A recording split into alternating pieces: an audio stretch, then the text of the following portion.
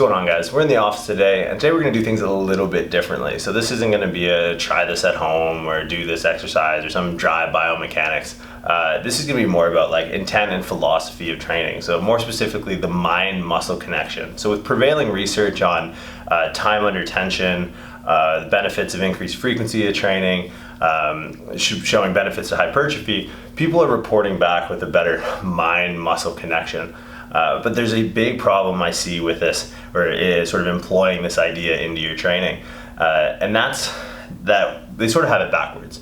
Most people don't really, or the people that have a hard time feeling what a muscle does, don't know what a muscle's supposed to do. So if you have a hard time feeling your lats or feeling your biceps or feeling your delts while you're training, and you report a difficulty in a mind-muscle connection, and then you sort of employ these tactics of increased time under tension or slower tempo or increased frequency of training throughout the week, and then you report a benefit of, oh, I can really feel the muscle.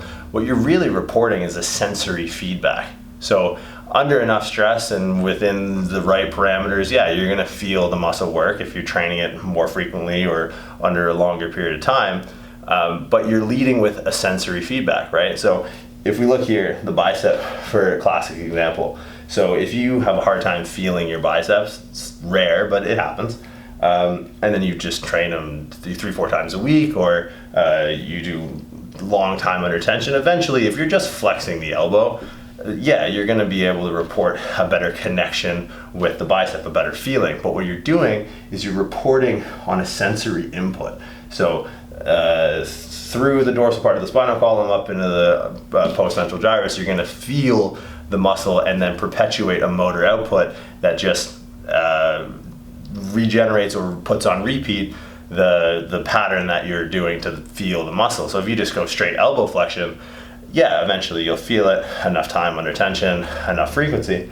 But what I propose is that's a muscle-mind connection. You're leading with the muscle's sensory input instead of leading with a mind output of what that pattern of that muscle is supposed to do, right?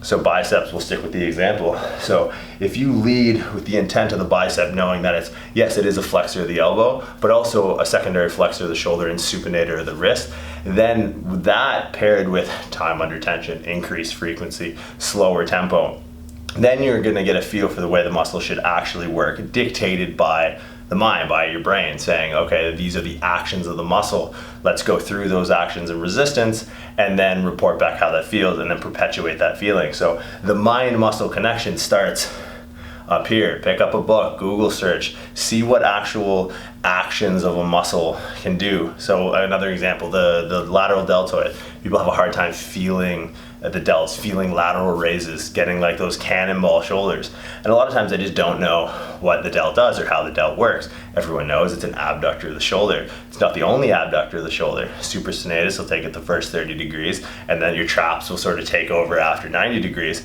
Also works better when it's internally rotated. So if you know that going in, you can lead that mind-muscle connection from the mind, not just flap your arms till the cows come home 5 times a week, and then once you kind of feel it, then you report the mind-muscle connection. Now that's muscle-mind, that's sensory first. So I want you to lead with a strong motor output. So the more you know, the more you grow. So do your homework before your next hypertrophy style workout, and kind of keep that in mind, a little food for thought.